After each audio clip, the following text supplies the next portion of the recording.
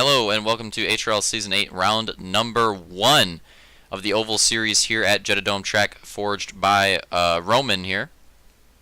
Let's see, we got a top 5 in qualifying of Roman, Fireball, then Cookie, Armada, and Jared. That is our top 5 in qualifying here. And it should be a pretty good race here at Jetta Dome.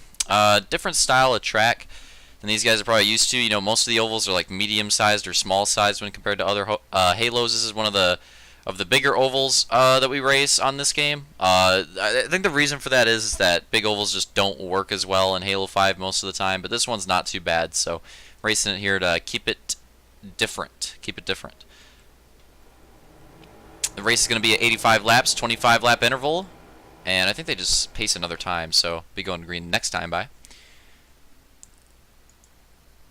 But yeah, it's pretty hard to make big tracks work, big oval tracks work in Halo 5. So credit to this track and credit to Roman because it's one of the better big tracks that I've seen in this game that actually works out quite well. First race of the season here. And slow pace, we are green. Already some crazy jumps. We got like a 4 or 5 wide already. Shift's gonna get shoved out of that one. Not happening, bro. Not happening.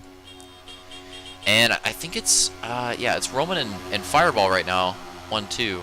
It's Cookie right there battling for third. Fireball and Cookie are in matching red colors, but I think their armor's slightly different. But if you see the red colors, you know it's one of the two drivers. Like a big pile up there in the back. That might be an early caution. I think that might be an early caution right there. We'll see what happens. My guess is that it's an early caution, but we'll see if they stop. Remember, 85 lap race, 25 laps is the interval. And it is. And when we go through these cautions, I'm just going to skip through these because I did not skip through the other videos that I've already recorded. And it takes a long time. It takes a long time to go through this part, and I just don't think it's as interesting. Like, maybe if it's a pivotal pit stop moment, maybe I'll not skip through it, but if it's not, if it's like an early caution, then and there's like one person that pits, I'm just going to skip through it. But here we go, we're green.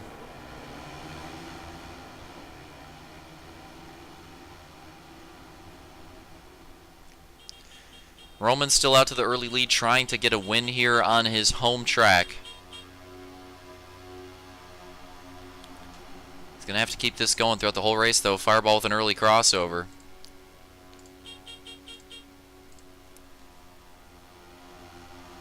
Let's get on board. Let's go on board with Cookie right here in the middle of the pack. I feel like this is a good spot to go on board. We have 15 drivers at this race.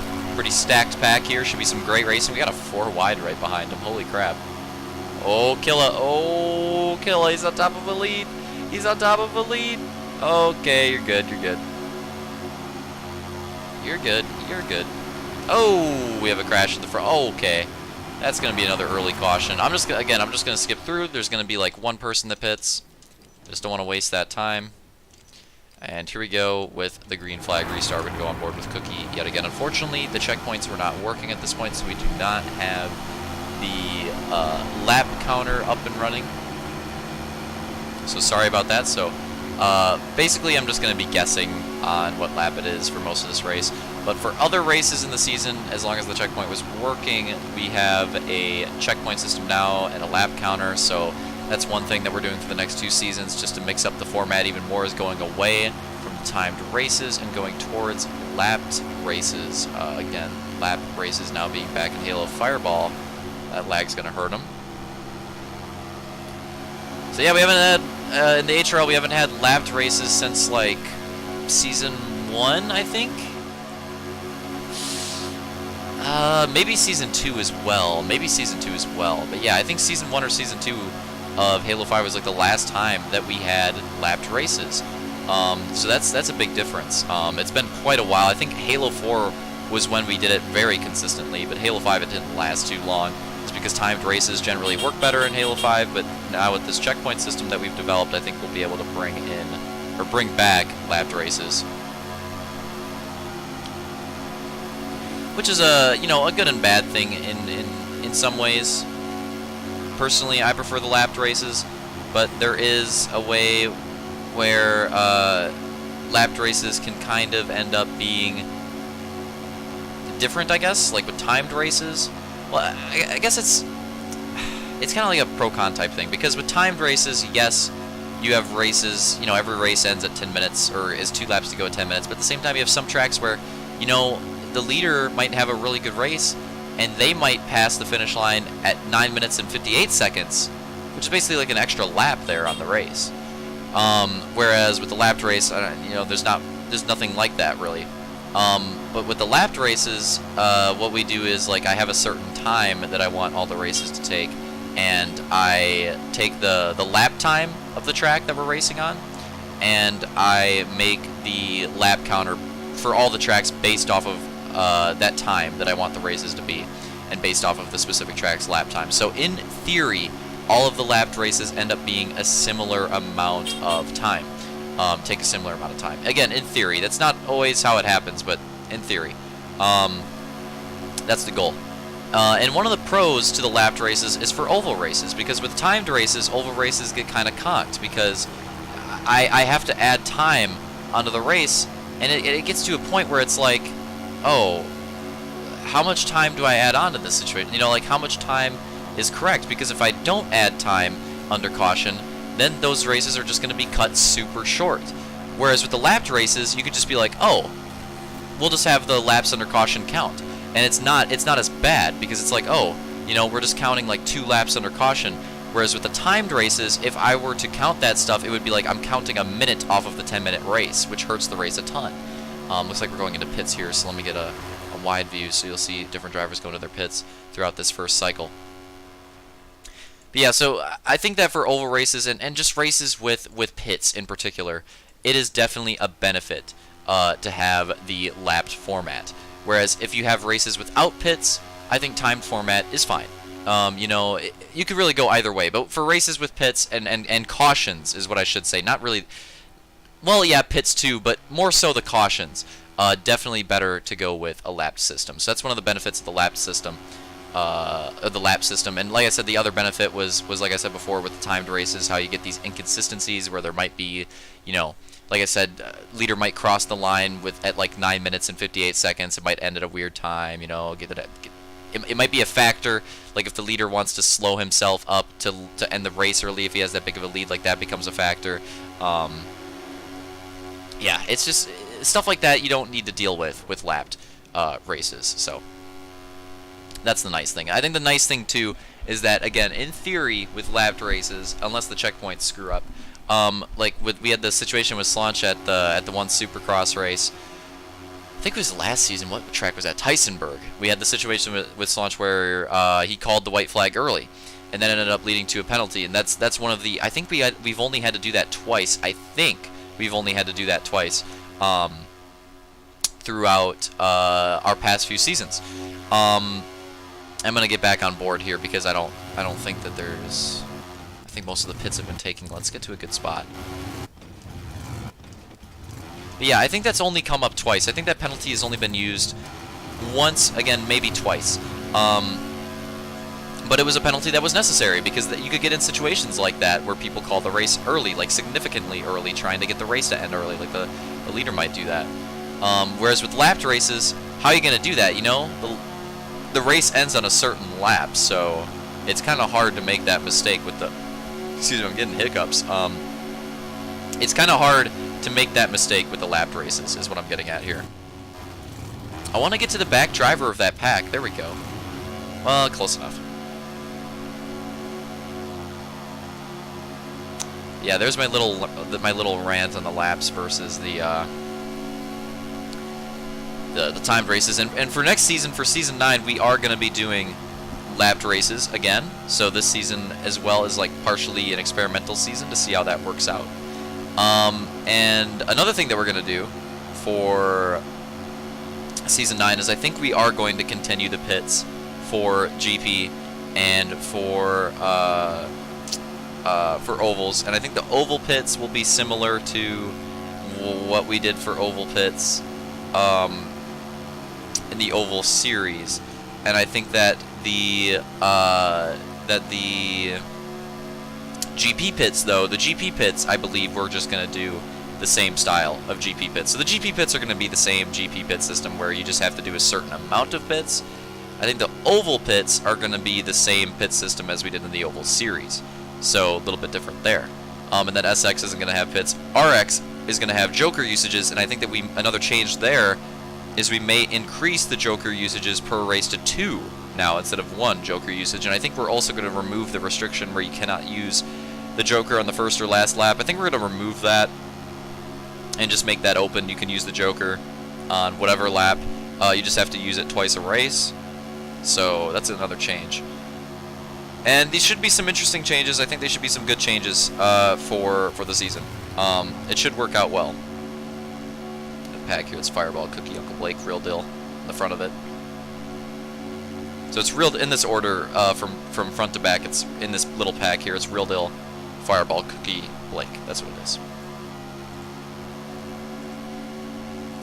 So yeah, you know, some of the stuff for next season, it's going to be different. It's definitely going to be different, but it's not too different, right? Like having 2 Jokers instead of 1 shouldn't be too big of an adjustment. The GP system, basically the same. Maybe add in 1 extra pit, you know? Not too much to get used to. The oval system is the same as the oval series, so again, there, not much to get used to. Shouldn't be too hard of an adjustment. And then SX is the same, so it shouldn't be too bad. I think the changes next season, I think everybody should get used to those changes fairly quickly. Hopefully, that's the goal. But we'll see how it goes. And another change, next season we're gonna have triple headers, which will work out because there's a bit of a change to the format. I think that we're doing away with the moto format, and it's just gonna be single race. With that, the races are gonna be. The single motos are obviously going to be longer, right? Because it's just 1 race, so it's going to be longer than 1 moto would be. But it's going to be a tad shorter than an oval race would be. That's how the time of the races are going to be.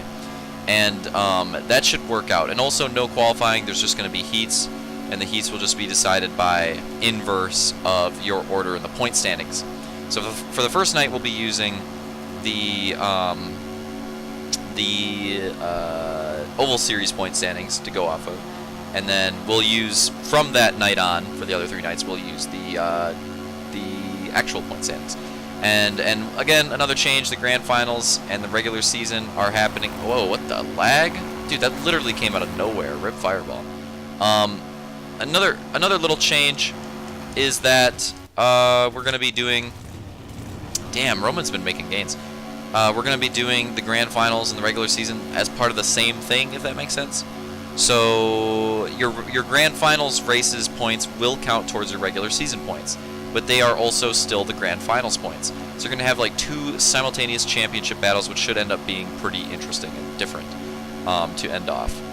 And yeah, a lot of these changes are meant to just like shake it up, I guess, and you know, make the last season feel familiar. Make the last season feel familiar, but also different enough for it to be interesting.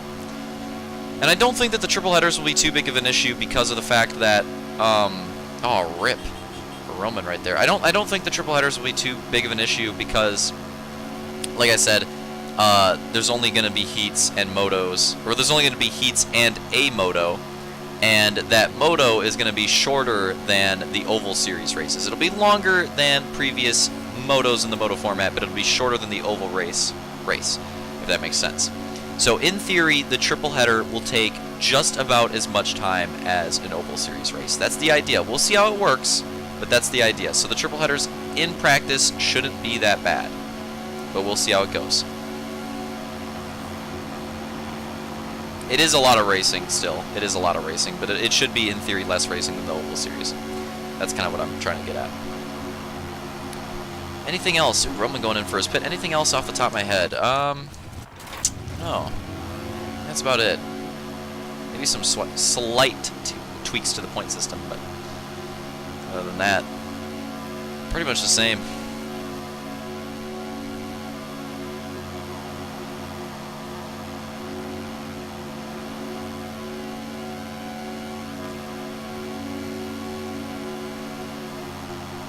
Pretty much the same.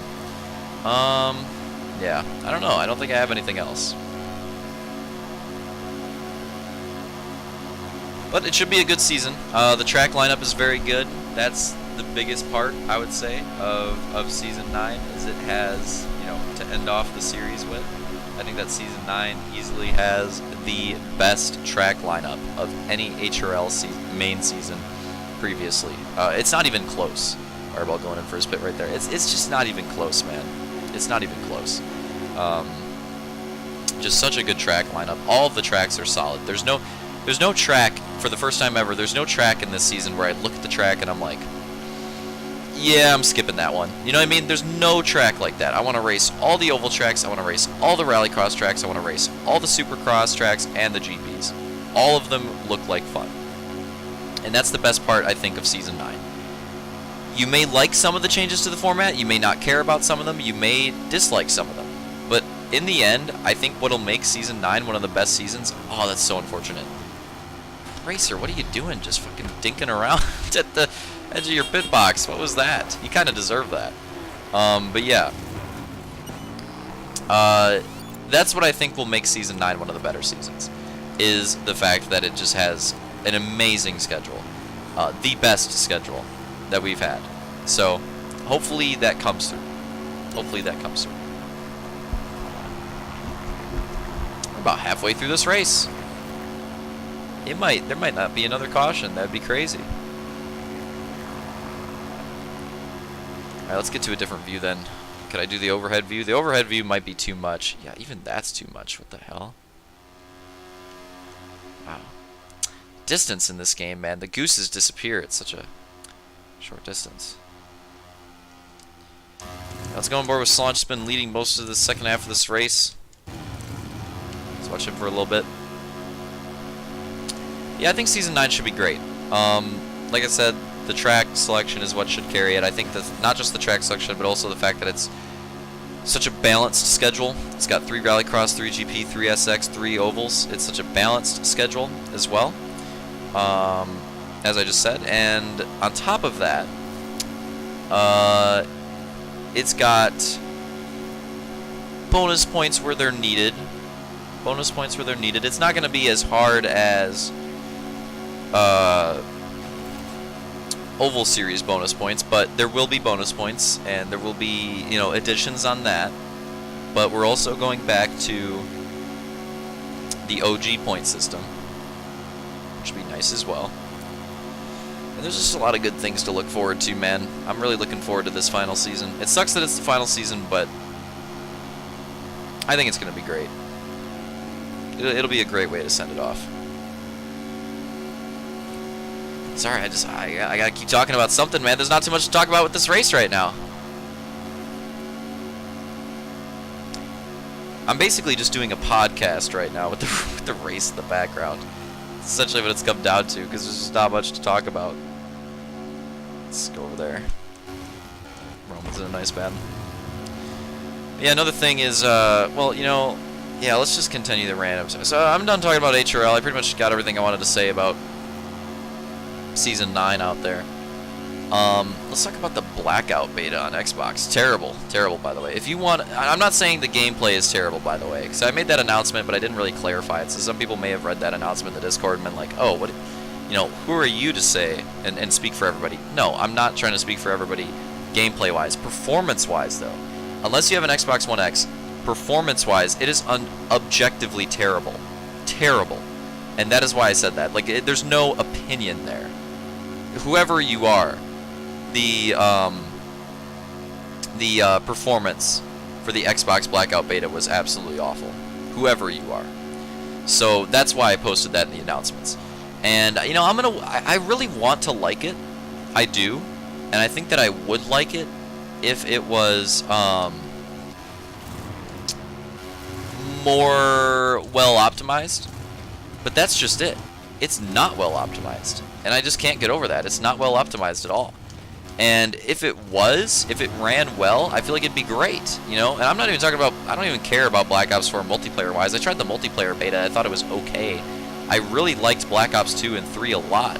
But I think that this might go back to Black Ops 1 levels where, like, I liked Black Ops 1, but it wasn't like Black Ops 2 or 3 where I'm like, this is really damn well-made multiplayer. With Black Ops 4, it kind of feels like it's going back to the Black Ops 1 where it's like, you know, it's good, but it's not great, you know? It's not a great Call of Duty. It's not really worth spending that much time on. At least pub-wise. And then Zombies, Black Ops 1 Zombies was great, and I don't think that Zombies has been good since then, so I don't care about Zombies with Black Ops 4 because it's probably just going to be again, so no reason for me to care about it. So basically, if I get the game, I'm getting it for the Battle Royale, and as much as I don't, you know, I don't love Battle Royale as a game type, but I do think that COD, for like that type of BR game, it is the best that I've tried. It's the best that I've seen. It looks way, even though it's not as well optimized as it should be, it looks well more optimized than PUBG. A lot smoother than PUBG, runs a lot better than PUBG. And, you know, it should be fun. It should be fun at the end of the day. There are some things that need to get tweaked. Like, for one, the armor needs adjustment for sure. Yeah, the armor needs work in many ways. We'll see. I don't want to comment too much on it until I see what they decide to do with it for release. But yeah, armor needs tweaking in some way, shape, or form. That's the big issue, really. Everything else isn't too bad. The map is really good. I'll say that. The map is really well balanced. That's actually my favorite part of it, honestly, is the map. The map is really well designed. I love that there's no like tilted towers in the map. I feel like all the landing spots are pretty well balanced. I don't think there's gonna be a tilted towers on this map, because all of the landing spots have their own like pros and cons. There's a lot of good unmarked locations as well, so that's nice too. Yeah, the map is great. The wingsuit flying in thing is cool. The vehicles were fun. You know, I really liked the ATV. The truck is cool in theory. I'm not sure if I'm going to use the truck much during gameplay. What else? The helicopter was cool. There goes Roman for his final pit. The helicopter was cool. But again, it's another one of those things where I don't know how much I'll use it because it just exposes your position so much. But I think the vehicles are cool. I think the vehicles were pretty well balanced.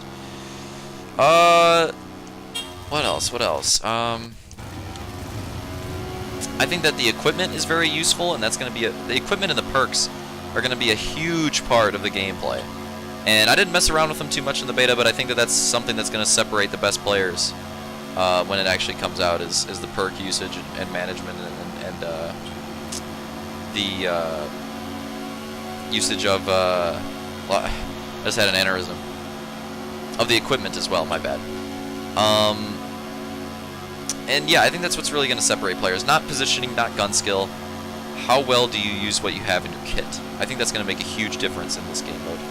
Obviously, gun skill and positioning will too, but I think that the equipment and the perks are going to be like an underrated part of it for how much they matter. What else? What else? I think above all else, what I have to say is that it was fun. You know, like that's the big thing that I have to say. That's the most important thing. It was fun. And I think that's the biggest thing that they have going for them. They needed to make something. They needed it to be fun right off the bat, even with bugs. And it was. It was fun, even though it was buggy.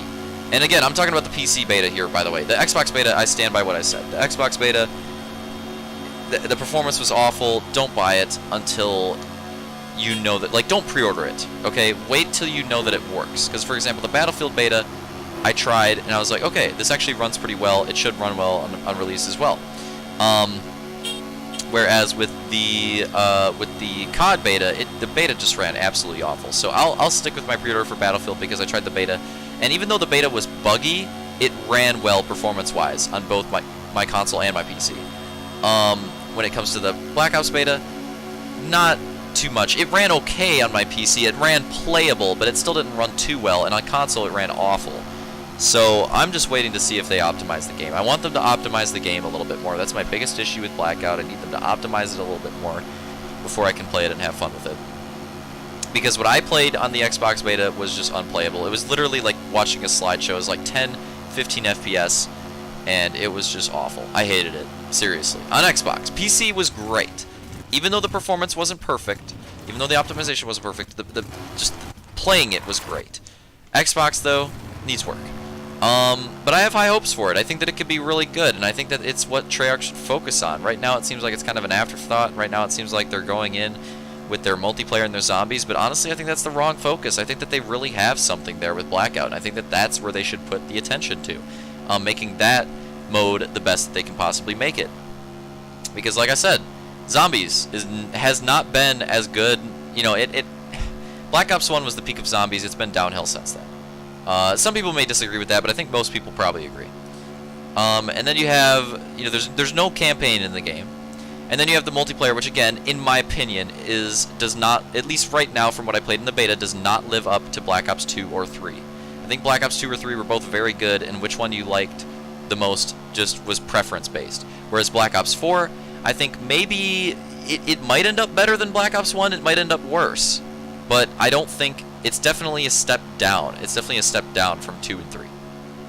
So yeah, what Treyarch really has going for them is the Battle Royale, and I think that that's where they should shift their focus. I think it'd be cool if they made it free to play too. I've seen people tossing around that idea. Are they going to do that? No, I would be honestly so shocked. I say there's a lot of things that I'm not surprised at. That is something I would genuinely be surprised at if they made it free to play. That I would be blown away. Like, I don't expect that at all. But if they actually listened to the feedback and did that, that would just be so out of left field. It would be a good move for them, though. It would be a great move for them to do that, because it would make it so much more accessible. And I think that if they did the same like skin model as Fortnite, the same item shop type thing, they added in what Fortnite's missing, if they added in not just characters but weapon skins, vehicle skins, stuff like that, which I know COD already does very, very well. I'm sure they could easily implement that into an item shop type thing, and maybe even add a few a few skins that you can get just for playing, and then have other skins that you get from the item shop. You know, you want to have those few skins that you can get for playing to like entice the players. Like, okay, I like these, but look at those in the item shop. Like, those are way better. You know, kind of like how Fortnite has the couple items that you can unlock on your own, but then the other stuff that you get for paying is just so much cooler, if that makes sense. Yeah, I just think going free to play is the right way. I think that they would make so much more money off that, but is it gonna happen? Nah, it's not gonna happen. In my head, I'm thinking like, okay, there's like a 1% chance that this happens. Maybe it's a little more than that. Maybe it's a little less. I don't know. I'm not an expert, but in my head, that's what I'm thinking. There's like a 1% chance that that happens. So, oh well. It's out of my mind already. I don't think it's gonna happen. Oh man, we should be getting close to the end of the race here. I think Slaunch made it. That might have just been the last lap. I don't know. We'll see. I think we're getting pretty close to the end here.